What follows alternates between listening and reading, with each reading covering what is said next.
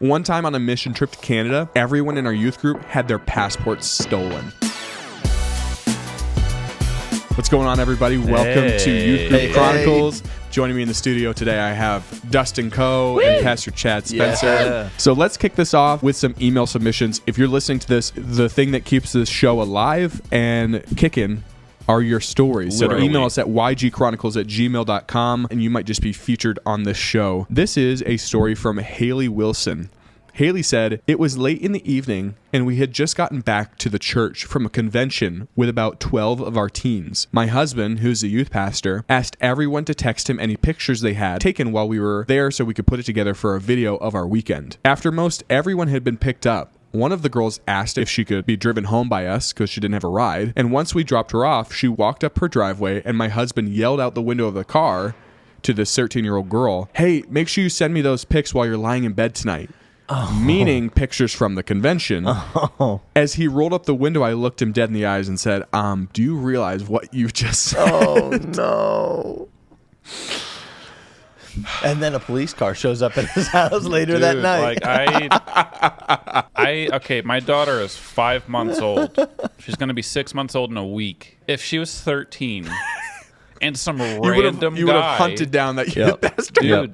You just see the dad, open a window with a gun. The worst thing is it was meant to be innocent. Right, it's and then so innocent. You realize what you said, and there's no going back. It's a reminder, hey, we want to get this, this... I'm just glad he didn't say we need this for the collage or, the video later. That would have been so much worse. Thankfully, though, imagine if he was, doing his rounds, dropping off all the kids. Thankfully, she was the only one, the last one. You know what I mean? So. Didn't tell 12 children, send me the pics. It's even worse that he said pics. When you're lying in bed. Oh, my goodness. Thankfully, the wife was like, "You're a creep." The sane one. The only Isn't that sane what one wives in the are vehicle. for? Hey, dude. That's what my wife's for. That's for sure. The wives of any male youth pastors have really saved a lot of these guys throughout. This is a shout out to all the show. So thank you. Thank you for your sacrifice. Mm-hmm. This is an email submission from Matthew Ivy. He said, "One October, a youth leader of ours named Jim took us to a haunted house after service." Jim. Keep in mind, Jim is a big guy, and he used to be on the Memphis wrestling circuit. Oh, wow. Yeah. He had his oldest son with us, who was probably 8, and he was standing in front of us as we walked into this haunted house. The first room, which was pitch black, and we could see a strobe light coming from the room ahead. As we go in, we're a few feet from the door to the next room, and some guy jumps out of the corner with a flashlight on, and without hesitation, wrestler Jim punches this guy right in the face. Jim freaking annihilated him. The guy crumbles to the floor because Jim completely knocked him out cold. Folds over like an accordion, He immediately started profusely apologizing, explaining that he used to fight for a living. We weren't sure if the cops showed up because of Jim or because we had snuck back into the haunted house to find a friend who was missing that night. Oh my Either way, though. Dude. Jim needs to come with a warning label. You scare me, you're KO'd. That's classic fight or flight, though. Emily's the same way. She's 5 foot adorable, right? But she will not go into haunted houses anymore because she sucker punched a dude in the stomach. Did she really? And he was on all fours, coughing. And she did the same thing. She was like, "I'm so sorry, you scared me." And he says, and I quote, "It's a haunted house."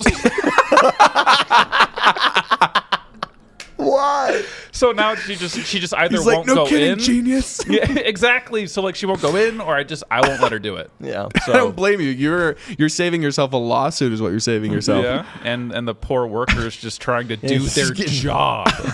They show up the next day and they got black eyes. Just where do you work? The haunted house. I don't want to talk about it. If you have stories that you want to send in, you can email them to us at ygchronicles@gmail.com. Moving on to a brand new segment. These are the craziest stories that people have experienced in youth ministry. It's new. It's brand new. It's not embarrassing stories. These are now crazy stories. Yes. We want the craziest of crazy. Haley said, "My craziest youth ministry story is when we were traveling to a youth conference in the church bus and 2 vans. We arrived at the hotel and pulled into the covered hotel entrance to check in. But unfortunately, it was either the labeled height of the bus or the labeled height of the entrance covering that was incorrect. As I drove under the hotel entrance, the angled roof of the bus allowed for it to be pressed downward as we continued to go forward. And then eventually we got under it and it popped back up because like you go underneath and like it opens up. Yeah. So now we were like completely stuck under this covering. Oh my gosh. So we got out, we look at the damage, and we see that the bus is now 6 to 8 inches higher than the hotel carport, and we're now underneath it. I had damaged the ceiling of the hotel, had knocked out a square light fixture, but there were only scratches left on the bus roof. So we had to empty the passengers of the 2 vans on the trip with us so they could all cram into the bus and weigh it down enough so we could get it out without further damage. Oh my god. That's actually genius. Genius That's move. so smart. Absolutely Yes. genius. That is so smart. You know what would also do it? Is let the air out of the tires. Okay. Air out of the tires. I mean, I guess weighing it down at that point wouldn't do anything else. Maybe the shocks, but Yeah. if you had to do both, that also would be very helpful. That was my thought, honestly, was the shocks, like all the added weight. Right. Yeah. Like 6 to 8 inches is no joke. I'm glad though. you two think. I was like, man, you just gun it out. You gunned it in. Insurance is already getting called. Yeah, You might as well just gun Pastor it Chad is still there to this day, spinning his tires. Fill it up! I'm running out of gas. Kristen said, one of my craziest youth ministry stories was when the church van leading a large caravan to a youth conference came to a dead end. Keep in mind, it was raining out, but we thought we could hop the curb and drive across a field to the road that we needed to be on. Bad. No. Everyone else in the caravan watched us do this, so we drove through the field, but we got stuck in the mud. Yes, you did. Then we had to get all the kids out of the car in the rain to push the van back out of the muddy field and onto the road. That was bad. Wait, no, the best part is like the caravan is like all Just the other watching. cars are watching this happen. If I'm in the I probably would be in the van, like my luck, but if I'm in the caravan, I'm just laughing. I'd be recording. You know, it. I'm already embarrassed enough if I'm leading a caravan to have to make a U-turn somewhere. Right. Like, let let get a van stuck in You're a right. field in mud. It's a Like, it's dead already end. humiliating Yeah. enough to be like, oh, sorry, guys, like, turn it around, you know? Yeah. It's a No. dead end, my dude. Like that means no. Man, this is a lesson for life, right? Sometimes cutting the corners just does not pay off. Spirit lead me. And you get stuck Where in the my middle of a trust is field. without Don't try. I borders. mean, some things you think you wouldn't have to say. Don't drive across a field. Dude, you in know, a I mean, I rainstorm. don't know. If you've driven, you just kind of know. Like, you're stuck. Not. This is also from Kristen. This is a short one, but it says, one time on a mission trip to Canada, everyone in our youth group had their passports stolen. Oh, that's bad. That's horrible. That's like 10 of 10 bad. Yeah. The worst thing, well, not the worst, but one of the worst things that could happen while you're in another country. Oh, my goodness. Were they all in the same bag?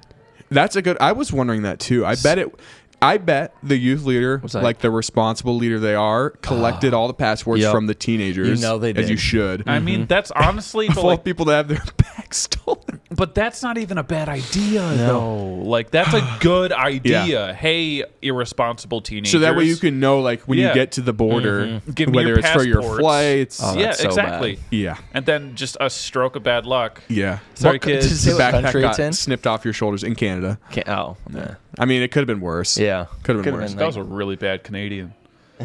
What's that? That's a really bad Canadian. Curtis said, one year at camp during cleanup time, I had a boy get bored. So he started flipping a coin and then catching it with his tongue. Oh, About the time I started to notice that he was doing this, it went down his throat and I had to Heimlich it back out. Good. You know what, dude? You're being an idiot right now. Like, you deserved it. it's like choking. George, what'd you do this time? Oh, you know he's like that weird kid that does weird things for There's attention. always that kid. Yeah, there's always that It's the kid in same the youth kid. group. It's the same kid who said he would kiss his mom on the neck. Same exact kid. Did you part of that ever hear story. that It's story? that jokester kid. I'm going to tell it. Yes. Okay, one of my favorite stories from this show, there was this kind of like weird kid, they're in every youth group, and I don't remember what episode I remember the guests. So if you're listening to this, it was Cole and Lauren. Were on the show. Yeah. This is like season 2 probably if you want to go look back. Basically, there was this kid that moved from Canada to Alabama. Of course he's Canadian. And he was a little bit odd. He would just like say weird things. And one time the youth pastor, they were like going into a building and the youth pastor like went on the inside of the door and held it shut so the kids couldn't get in. Mm-hmm. I mean, I feel like we've all done that. And the kid goes, "Oh, you're a jokester, huh?" That's the one. Yeah, you're a jokester, huh? And the pastor's like, "Yeah, like I guess I like to pull a good prank now and then." And the kid, without hesitation, goes, "Yeah, me too. I like to pull a good prank on my mom every now and then by kissing her on the neck." And this, like, the kicker for me is like he introduces the kid in the story, like in the email, like he's a little socially awkward. That's not socially awkward. No, that's red flags. That's Those are red flags. weird. Watch that child, please. Please, somebody put him on a list somewhere. That's a no. That's a no. One of my favorite stories. So now I just call a lot of my friends. I'll just say, "Oh, you're a jokester, huh?" I can start saying that to you now. You did. Did I say that to you? Like second night of prayer and fasting, I was like late, and you were like, "Oh, you're a jokester, huh?" Such a good line. My Trey says that too. He says if anyone were to do that, that would have been Elijah that had that story sent in about. Sam, I just got mom so good. Oh my goodness! For those listening, Sorry, Elijah. He's not in the studio today, but he's our camera guy. He's also my little brother, so it just makes it that much better. You'll never get Elijah. That's for you. That's for not being. And he here. hates it, so Trey's in on it now. We all are just like, yeah, that's Elijah's story. This is from Caleb. My craziest youth ministry story was when we were doing a citywide scavenger hunt, and 3 of the kids got a gun pulled on them while they were out there. Oh. That's the story. Like that's all that's crazy. That sounds wild. Dude, they're just looking for a horseshoe. Rip. Stupid. We don't know if they're dead or alive today, but that's all I have, folks. When I was in Bible school, we always did like door-to-door evangelism and stuff like that. And in like the areas we were at, there's a lower door than a higher door. And I was knocking the lower door, and my friend was knocking the higher door, and I see him jump over the balcony and start running. And I like run with him. I'm like, "What are we running from?" He's like, "That dude had a shotgun."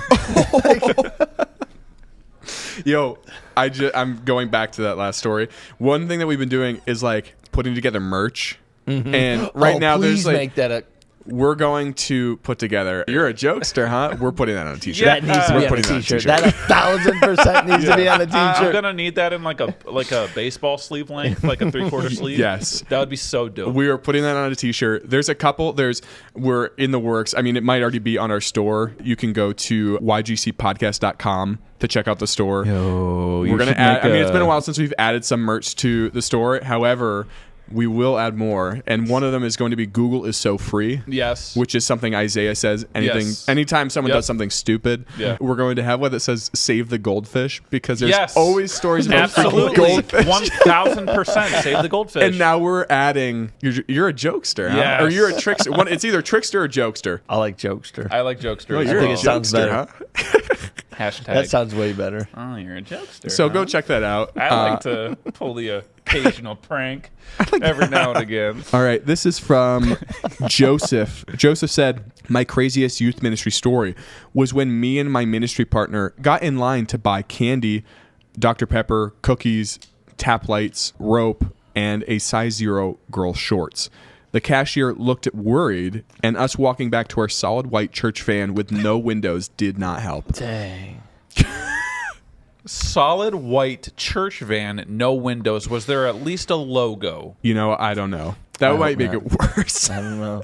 But if I was part of that youth group, I would have written "free candy" on the side of it at some point of time. Like, did that cashier call you in? Like, I want to know the rest of that story. That one. And most church vans, they got like 150,000 miles on them. They look dingy. They're like, they're beat to hell. You know what's funny? It's like, it's so true that like youth pastors or like anyone really in ministry buy the most random crap for games or something. Like they probably were buying diapers for like, you ever seen the game where you eat melted candy out of a diaper. yeah. You try to it's get so gross. just something stupid, but all that compiled together just looked real Yeah, sus. it's like, why are you buying duct The tape? size 0 shorts.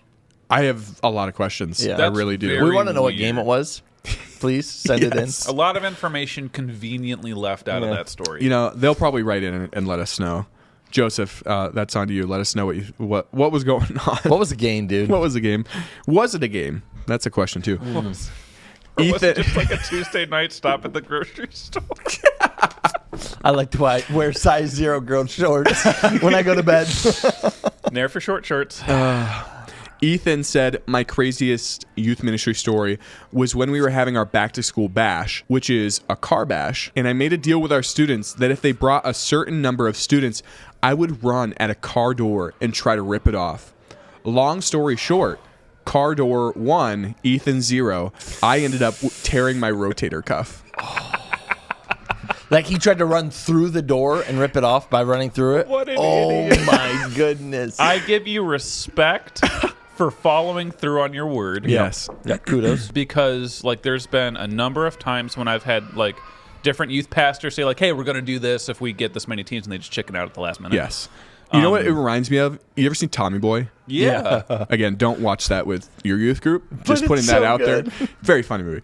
Didn't he like open the door and then back it at a gas station and it like ripped off? Yep. And then he put it back. He's like, what did you do? And it was the other guy's like Yeah. baby. It was his favorite car. Yeah, Yeah. basically he like, Yeah. I mean, everyone's probably seen it, but he Yeah. put the door back, pretend nothing happened, then the guy came out Opened and it opened and the it door and it fell fell off. Was he supposed to be getting gas too? Yeah. It's like, Yeah, oh, they're all out. Yeah. They only have diesel. Honestly, even if you don't watch the movie, just go look up that clip on Dude, YouTube. it's It's so 100% out there. It's very, so very good. Josh said, my craziest youth ministry story was at youth camp in Alaska. We had a week, and some younger kids were with us, and they got homesick like really often. Long story short, a kid told me that he missed his mom. And I said, oh, don't worry, bud. You're going to see her in a couple days. To which he responded, no, she's dead. Just so blunt. It's so bad. No, she's dead. You know, kids have no filter, zero filter. So bad. Rest in peace. Oh, man. I'm sorry, buddy. Yeah. I'm very sorry, Man. but that's the worst.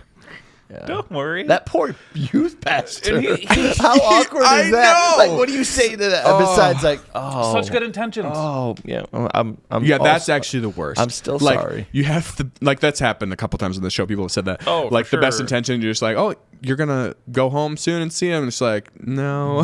They're dead. No.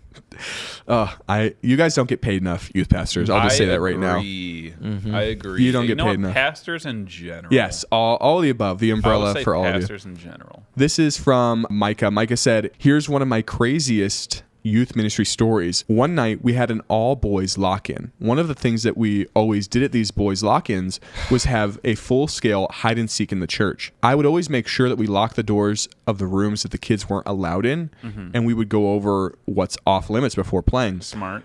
Throughout the game, I kept an eye on the building as, you know, just kind of ensure the safety of all involved. Well, that was useless because it turns out a boy and two other guys had wandered into the second story closet and found a way to climb higher in the building on the drywall and scaffolding. This particular boy had made it so far up that he was actually above the sanctuary. And as he puts it, he thought the sanctuary ceilings, the ceiling tiles were a floor. So he put 1 foot forward onto the ceiling tile to make sure it was steady ground. And the tile he had just stepped on fell 30 feet onto the stage.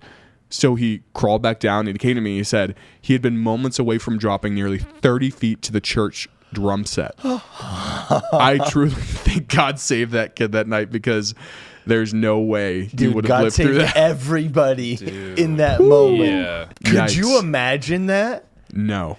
Kid dies playing hide and seek in church. He just wanted to play drums. Don't touch my drum set. Don't watch that movie. I am like, Don't look up that guys, quote. I am saved. Just don't watch that with kids. Yeah, Another movie. Oh my god. No, that's nuts though. How crazy. I mean, even in our Horseheads campus, right? We got like Presley's footprint through Same the thing. through the He al- ceiling. he He almost fell legitimately- through, and that's also yeah. 30 feet. Yeah. It was the legitimately same almost thing. died. There's like a hole. I think they replaced it by now, but there was a hole for like 3 years of where his foot popped through because he slipped, and it's concrete down there. Like, Yep. that would not have been He good. would have. I think I even asked, He would like, have surely died. Why is that there? like I didn't even know that it was a thing, and I was actually walking with Presley through the sanctuary. I was like, "What's up with that ceiling tile?" And he goes, "Oh, that's my foot."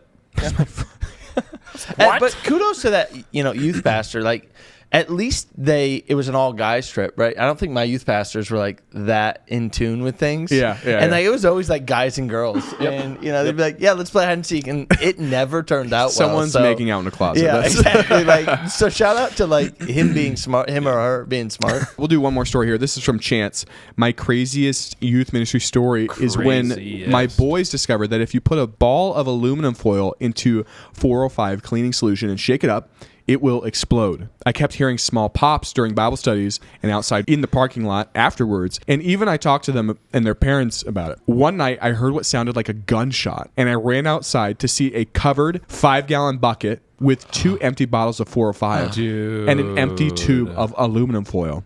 Except the bucket had a blasted hole in the side of it. The cops came, and I called the parents to deal with it since we weren't on church property. After that fiasco, we had a short meeting where I had to say, okay, by order of the police department, the church, and myself, we now have a new rule. No more bombs during youth group. All right, guys, you had your fun. No more bombs. But who doesn't want to make a good bomb now? Some things you think you wouldn't have to say. I was a pyro like when I was a kid, but like I never had the urge to blow anything up. Really? No, we definitely did. We 1,000% made bombs in youth group. I'm trying to remember. I feel like you and Mikey Donovan. Yeah, exactly. Like, for sure would have been doing that. No, we 1,000% made bombs. So we're going to wrap it up here. Thank you, Yep. everybody, for listening to this episode of Youth Group Chronicles. If you have stories that you want to send in, ygchronicles@gmail.com. We would love to feature you on this show.